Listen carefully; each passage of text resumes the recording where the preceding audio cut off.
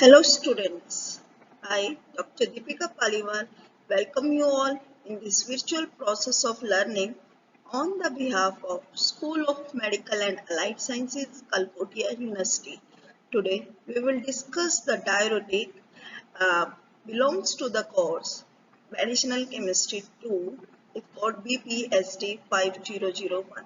In the last lecture we already discussed the diuretic which act on the site 1 and site 2. In today's lecture, we will discuss diuretics act on site 3 and site 4 that are thiazides and potassium sparing diuretics. Prerequisites.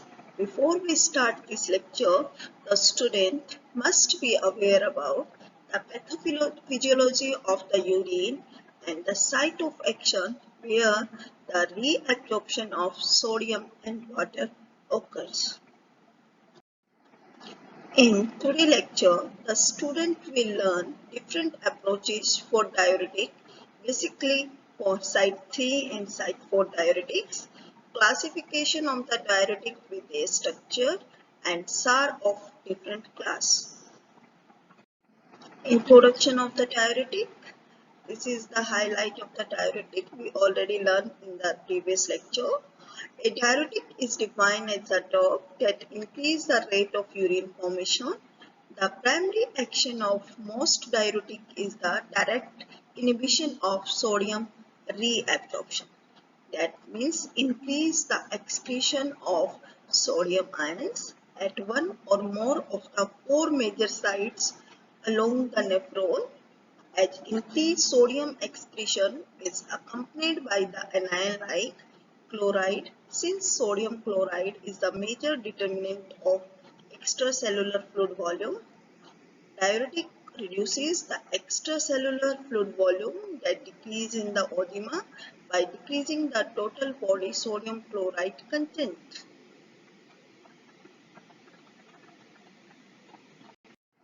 In the previous lecture, we already learned that diuretics are classified according to their site of action.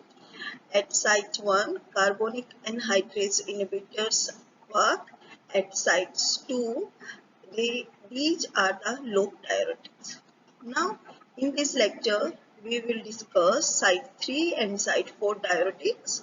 Let's start with site 3 diuretics, that are thiazides and thiazides-like diuretics. Thiazide and related diuretics inhibit the reabsorption of sodium and chloride ions in the ascending thin portion of the loop of Henle and the early distal convoluted tubule of the nephron. This action results in the excretion of sodium, chloride and water. Thiazides are used in the treatment of hypertension, edema, cardiac heart failure, hepatic cirrhosis, corticosteroids, estrogen therapy, and in the renal dysfunction.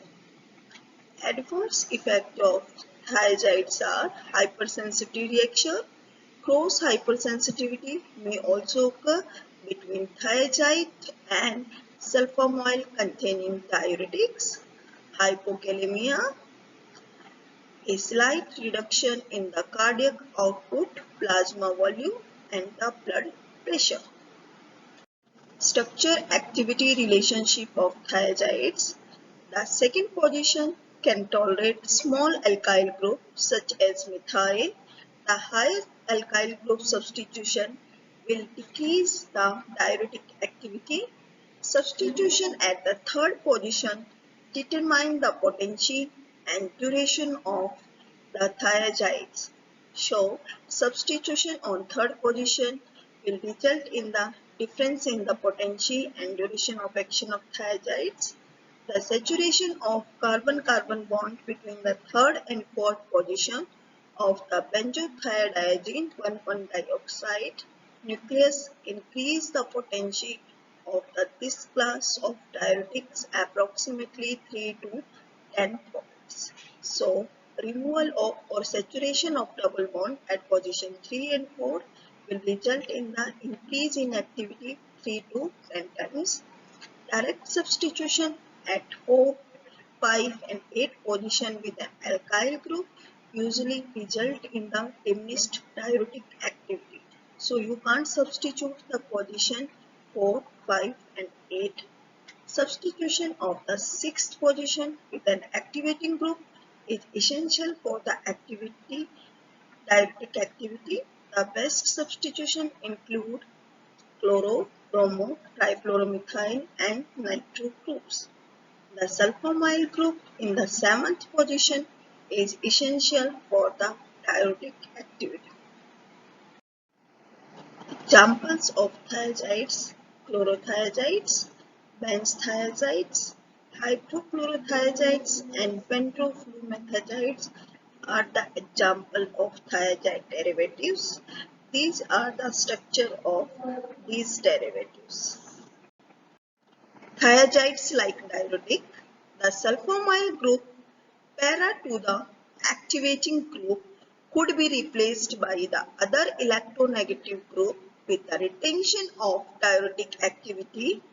For example, amide, carbonyl, carboxylic group, etc. in the meta-disulfamyl benzene. These type of diuretics known as thiazide-like diuretic. For example, chlorthalidone. This is the chlorthalidone structure in which sulfamyl group para to the activating group is replaced with indole ring. Their site of action, efficacy, electrolyte excretion and adverse effect very similar to as like thiazides. Potassium sparing diuretic. The diuretic which acts on the site 4. Diuretics that increase sodium and chloride excretion without a concomitant increase in urinary excretion rate of potassium. These agents are known as potassium sparing or potassium saving diuretics or anti-caluritic agent. They work in the distal convoluted tubule of the kidney. These agents increase the excretion of sodium and retention of potassium ions. These are classified into two categories: aldosterone antagonist, that is spironolactone, direct acting diuretics, trimetrin and amiloride. Property and uses of potassium sparing diuretics.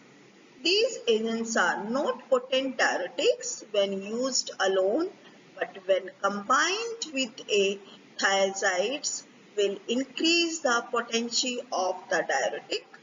They reduce potassium loss and increase sodium excretion, minimize the alkalosis.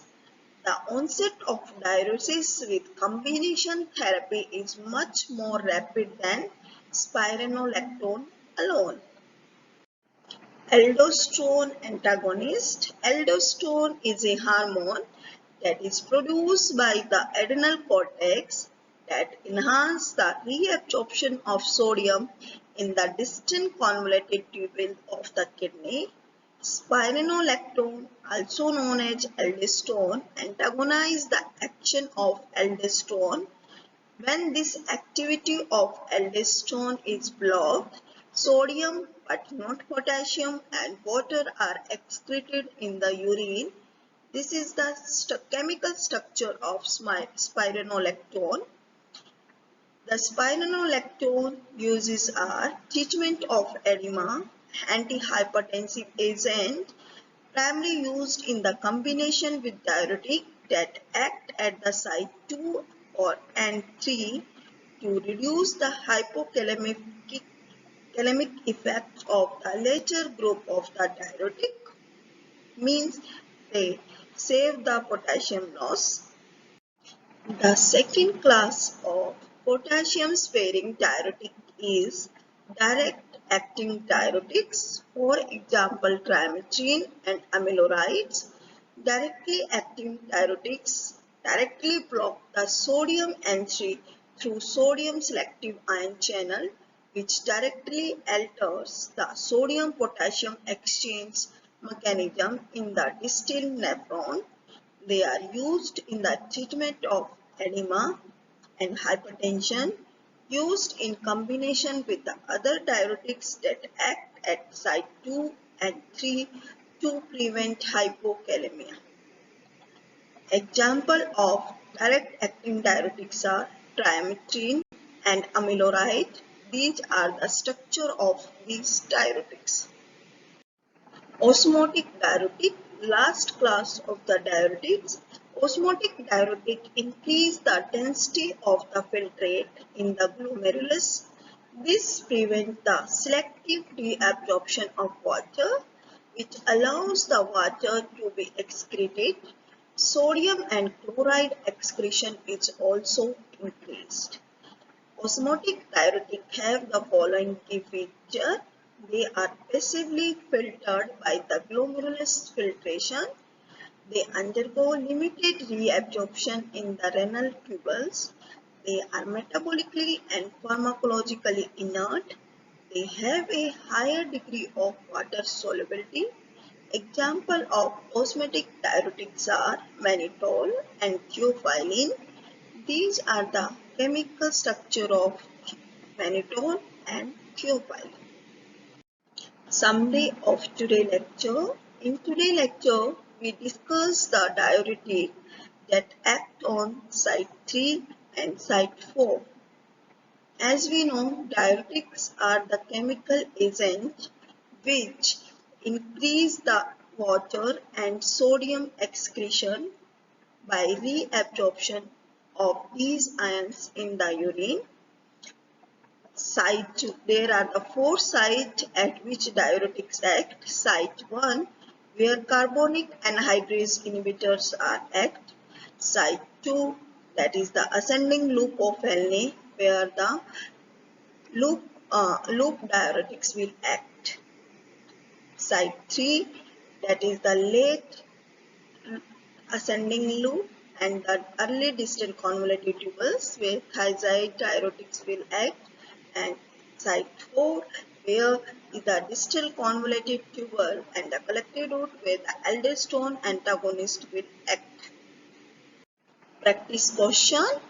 Classify the diuretics, enumerate the SAR of thiazides, and explain the mechanism of action of aldosterone antagonist. These are the some practice question which is very important from the examination point of view.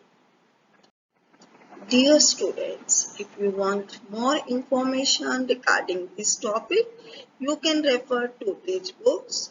We will meet again in the next lecture with new topic. Till then, take care. Namaste.